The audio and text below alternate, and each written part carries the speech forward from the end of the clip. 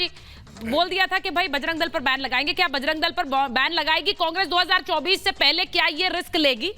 नहीं, मैं तो जाहिर है, अगर चुनावी घोषणा पत्र में हम लोगों ने पढ़ा है तो बैन लगाना ही चाहिए। क्योंकि आपने जाकर के जनता के बीच बोला है कि ये पीएफआई के तरह का संगठन है, इस पर बैन लगाएंगे, तो देश इसकी प्रतीक्षा कर रहा है कि कांग्रेस पार्टी अपने वायदे को पूरा करे और वाकई सांप्रदायिकता से वो लड़ना चाहती है, सांप्रदायिक संगठन है, तो उसको अपना दिल खोलते हुए दिखाना चाहिए कि हम इसके प्रति प्रतिबद्ध है, कमिटेड है, हम लड़ेंगे इनके साथ। अगर वो नहीं करती है तो फिर तो जनता को पूछना चाहिए।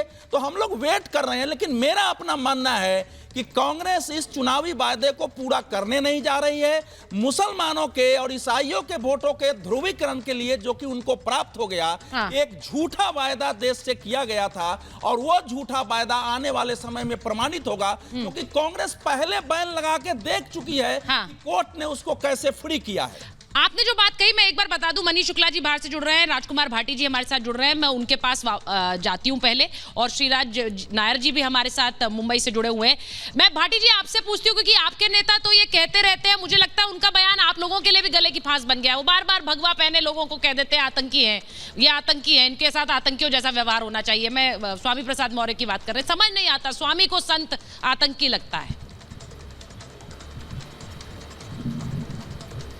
नहीं, मैं तो आपसे निवेदन करूंगा कि स्वामी प्रसाद मौर्य के बयान को थोड़ा ठीक से सुना जाए। अच्छा, ठीक से। आपने जो सुनवाया अपने चैनल पे चलाया है आपने, मैंने वही सुना है। हाँ, वो आपने ठीक से नहीं सुना, फिर से सुन लो आप। ऐसा स्वामी प्रसाद मौर्य ने कहा ही नहीं है जैसा आप बोल रही हैं। अच्छा, उन्होंने क्या कहा है सर? आप बता दीजिए। कोई संतों का या साधुओं को कोई अपमान, उन्होंने जो आपने चैनल पे चलाया है, मैंने पहले अलग भी सुना है, लेकिन जो क्लिप आपने चलाई, उन्होंने कहा कि आतंकवाद की भाषा बोलने वाले साधु संतों के वेश में जो लोग हैं वो सब आतंकवादी हैं। तो इसमें कौन सा शब्द गलत है? आतंकवाद की भाषा बोलने वाले जो साधु संतों के वेश में, उन्होंने ये नहीं कहा जो साधु संत हैं। साधु तो बिना वेश के भी होता है, साधु तो आचरण से होता है, वाणी से होता है, कर्म से होता है, ज्ञान से होता है, साधु वेश से थोड़ी होता है। तो मैं आपसे सीधा सवाल पूछ लेती हूँ, धीरेन्द्र शास्त्री पर वो बोल रहे थे, धीरेन्द्र शास्त्री पर वो बोल रहे थे भाटी जी, तो मैं आपसे सीधा पूछ लेती हूँ, धीरेन्द्र शास्त्री आतंकी है क्या? उनको जेल में होना चाहिए?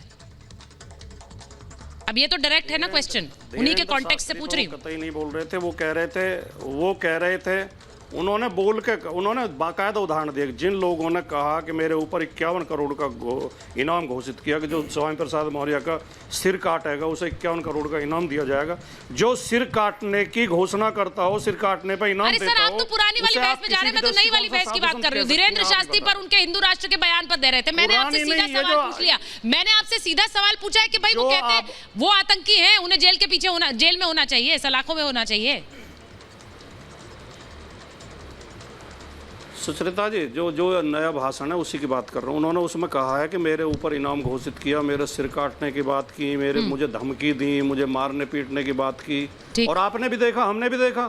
कई लोग, मैं फिर कह रहा हूँ, साधुओं को बहुत बहुत सम्मान, संतों को बहुत बहुत सम्मान, उनके चरण छूना हमारा सौभाग्य होता है। लेकिन जो संत हैं, संत का वेश धारण, जैसे पुलिस की वर्दी पहन के कई बार डकैती डालते हैं, नहीं पुलिस की वर्दी पहन लेते हैं, तो क्या उन्हें पुलिस मान लें हम?